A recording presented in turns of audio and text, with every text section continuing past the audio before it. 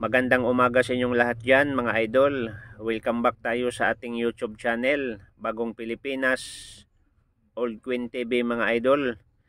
Mga idol, kung ikaw ay baguhan pa lang sa aking YouTube channel, kayo po ay nais kong anyayahan mag-subscribe, mag-like at pakipindot ang notification bell para lagi tayong updated sa ating mga ginagawang video tungkol sa mga lumang barya na ating ipapalabas sa ating channel mga idol. Tungkol sa baryang ito, baka mayroon kayong ganitong uri ng barya mga idol, itabi mo na.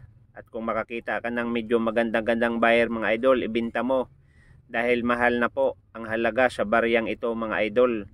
So bago tayo mapunta doon mga idol sa value ng matandang coins na ito mga idol, ay nais ko kayong batiin ng maraming salamat ang lahat na nag-subscribe, nag-like at nanonood sa aking video. Thank you so much mga idol sa walang sawang suporta at panonood ninyo. Ngayon mga idol ay ating pag-uusapan kung magkaano ba ang halaga o value nitong coins na to mga idol, dahil high quality ito mga idol, itong coins na to, no? Ang coins na to mga idol ay 1988 rare. So kay Greek 50 drachma, no? Coins kay Homer, high quality ito mga idol, itong coins na to. Baka mayroon kang ganitong uri ng coins mga idol. So pwede mong ihanap ng buyer mga idol, no? May buyer po, no? Sa hanapin nyo sa Google o sa YouTube, yung Dekada Collectible, no? Sila po namimili ng mga lumang barya, no?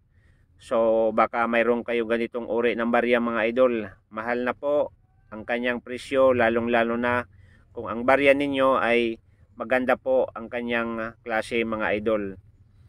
So ngayon mga idol ay ating pag-usapan tong barya na to ay ang barya nito mga idol ay inisyo sa Greece, kasi itong barya nito mga idol ay galing ng Greece.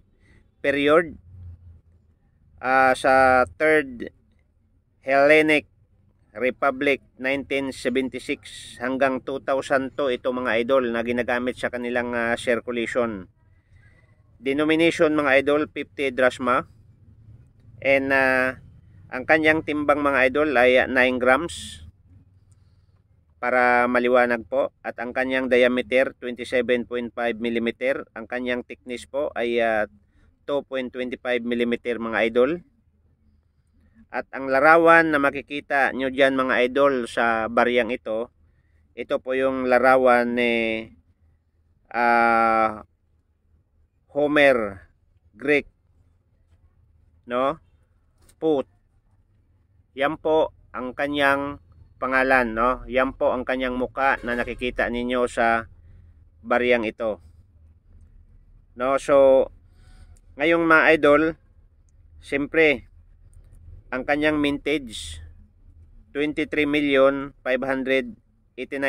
mga idol ang kanyang mintage, no? So ibig sabihin mga idol ay mababa lang po ang kanyang mintage, kaya pala siya mahal itong barya na to mga idol. Kaya nga ulitin ko, kung kayo po ay mayroong ganitong uri ng barya, ingatan ninyo na hindi siya magagasgas mga idol. So ngayon mga idol, pag-uusapan natin kung magkano po ang halaga sa baryang ito mga idol. Depende po sa nagbibenta, depende po sa bumibili, no? Pero mga idol, itong barya na to ngayon ay hinahanap ito ng mga iba't ibang collectors, no? Dahil marami pa silang walang ganitong uri ng mga barya, no? Okay mga idol, ang kanyang price, no, sa dollars, may bumibili nito mga idol ng $16.48. May bumibili dito mga idol ng $15, at mayroong bumibili ng $14.80. At sa auction mga idol, good news, kasi ito po ay na-auction ng $4,400, kaya lang mga idol nagtawaran, no? So na-auction siya mga idol ng $3,308.24 mga idol. So malaki na po yun mga idol, no? Malaki na po ang halaga. No, so sa Philippine money mga idol, tumataginting ng 178,632 pesos mga idol. Ganon po ka high quality itong barya po natin. Kaya mga idol, huwag kalimutan mag-subscribe, paki-like at pakipindot ang notification bell para lagi tayong updated sa susunod nating video mga idol. So ganun mga idol, ang coins na to medyo mataas po ang kanyang value. So maraming salamat mga idol.